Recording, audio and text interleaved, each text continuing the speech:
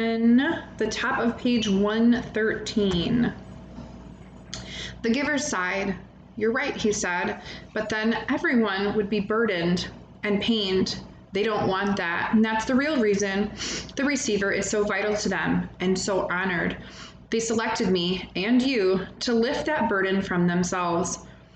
"When did they decide that?" Jonas asked angrily. "It's not fair. Let's change it." "How do you suggest we do that? I've never been able to think of a way, and I'm supposed to be the one with all the wisdom." "But there are two of us now," Jonas said eagerly. "Together we can think of something." The giver watched him with a wiry smile. "Why can't we just apply for a change of rules?" Jonas suggested. The giver laughed, and then Jonas, too, chuckled reluctantly. "The decision was made long before our time. My time and yours," the giver said, "and before the previous receiver, and," he waited. "Back and back and back," Jonas repeated in a familiar phrase. Sometimes it had seemed humorous to him, and sometimes it had seemed meaningful and important. Now it was ominous. It meant he knew that nothing could be changed. The new child, Gabriel, was growing and successfully passed the test of maturity that the nurturers gave him each month. He could sit alone now, could reach for and grasp small objects, and he had 6 teeth. During the daytime hours, Father reported he was cheerful and seemed of normal intelligence. But he remained fretful at night, whimpering often, needing frequent attention. "After this extra time I've put in with him," Father said one evening after Gabriel had been bathed and was lying for the moment hugging his hippo placidly in the small crib that replaced the basket, "I hope they're not going to decide to release him." "Maybe it would be for the best," Mother suggested. "I know you don't mind getting up with him at night, but the lack of sleep is awfully hard for me. If they release Gabriel, can we get another new child as a visitor?" asked Lily. She was kneeling beside the crib, making funny faces at the little one, who was smiling back at her. Jonas's mother rolled her eyes in dismay. "No," Father said, smiling. He ruffled Lily's hair. It's very rare anyways that a new child's status is uncertain as Gabriel's. It probably won't happen again for a long time. Anyway," he sighed, they won't make the decision for a while. Right now, we're all preparing for a release we'll probably have to make very soon. There's a birth mother who's expecting twin males next month." "Oh dear," Mother said, shaking her head. "If they're identical, I hope you're not the one assigned." "I am. I'm next on the list. I'll have to select the one to be nurtured and the one to be released. It's usually not hard, though. Usually it's just a matter of birth weight. We release the smaller of the two." Jonas, listening, thought suddenly about the bridge and how, standing there, he had wondered what lay elsewhere. Was there something else? Was someone else there, waiting, who would receive the tiny released twin? Would it grow up elsewhere, not knowing ever that in this community lived a being who looked exactly the same? For a moment he felt a tiny fluttering hope that he knew was quite foolish. He hoped that it would be Larissa waiting, Larissa, the old woman he had bathed. He remembered her sparkling eyes, her soft voice, her low chuckle. Fiona had always told him recently that Larissa had been released at a wonderful ceremony. But he knew that the Olds were not given children to raise. Larissa's life elsewhere would be quiet and serene, as befit the Old. She would not welcome the responsibility of nurturing a new child who needed feeding and care and would likely cry at night. "Mother, Father," he said, the idea coming to him unexpectedly, "why don't we put Gabriel's crib in my room tonight? I know how to feed and comfort him. It would let you and Father get some sleep." Father looked doubtful. "You sleep so soundly, Jonas. What if his restlessness didn't wake you?" It was Lily who answered that. "If no one goes to tend to Gabriel," she pointed out, "he gets very loud. He'd wake us all up if Jonas slept through it." Father laughed. "You're right, Lily Billy. All right, Jonas, let's try it just for tonight. I'll take the night off. And we'll let Mother get some sleep too." Gabriel slept soundly for the earliest part of the night. Jonas in his bed lay awake for a while. From time to time he raised himself on one elbow, looking over the crib. The new child was on his stomach, his arms relaxed beside his head, his eyes closed and his breathing regular and undisturbed. Finally Jonas slept too. Then, as the middle hours of the night approached, the noise of Gabe's relentlessness woke Jonas. The new child was turning under his cover, flailing his arms and beginning to whimper. Jonas rose and went to him. Gently he patted Gabriel's back. Sometimes that was all it took for him to lull him back to sleep, but the new child still squirmed fretfully under his hand. Still patting rhythmically, Jonas began to remember the wonderful sail that the giver had given to him not long before, a bright breezy day on a clear turquoise lake, and above him the white sail of the boat billowing as he moved along the brisk wind. He was not aware of giving the memory, but suddenly he realized that it was becoming dimmer, and it was sliding through his hand into the being of the new child. Gabriel became quiet. Startled, Jonas pulled back and was left what was left of the memory. With a burst of will, he removed his hand from the little back and stood quietly beside the crib.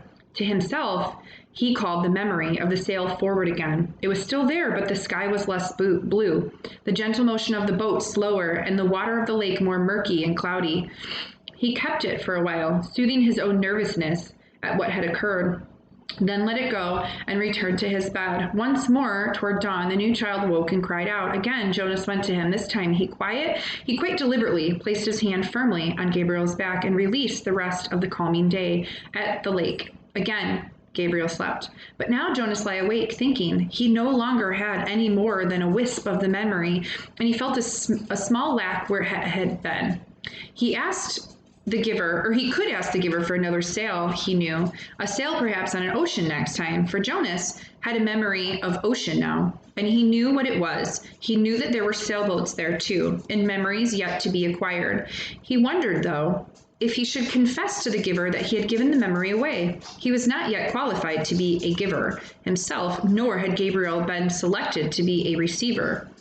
That he had this power frightened him. He decided not to tell. Jonas entered the annex room and realized immediately that it was the day that he would be sent away. The giver was rigid in his chair, his face in his hands. I'll come back tomorrow, sir, he said quickly. Then he hesitated. Unless maybe there's something I can do.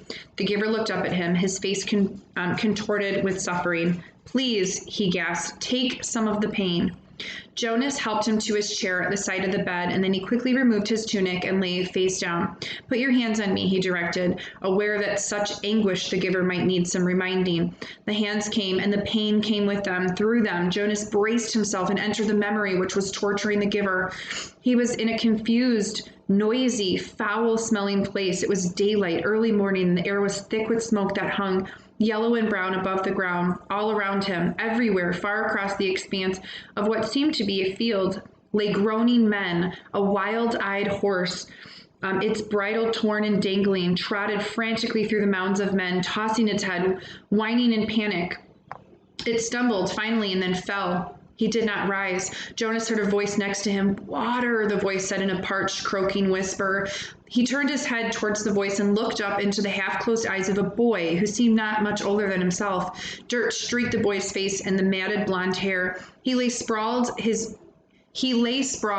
his gray uniform glistened with wet, fresh blood. The colors of the carnage were grotesquely bright, the crimson wetness on the rough and dusty fabric, the ripped shreds of grass, startlingly green in the boy's yellow hair. The boy stared at him. Water, he begged again. When he spoke, a new spurt of blood drenched the coarse cloth across his chest and sleeve. One of Jonas's arms was immobilized with pain, and he could see through his own torn sleeve that something looked ragged flesh and splintery bone. He tried his remaining arm and felt it move. Slowly he reached to his side and felt the metal container there. Removed the cap, stopping the small motion of his hand now, and then to wait for the surging pain to ease. Finally, when the container was open, he extended his arm slowly across the blood-soaked earth, inch by inch, and held it to the boy's lips.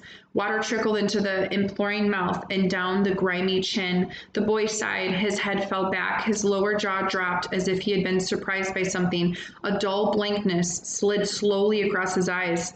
He was silent. But the noise continued all around, the cries of the wounded men, the cries of begging for water, for mother, and for death. Horses lying on the ground, shrieking, raised their heads and stabbed randomly towards the sky with their hooves.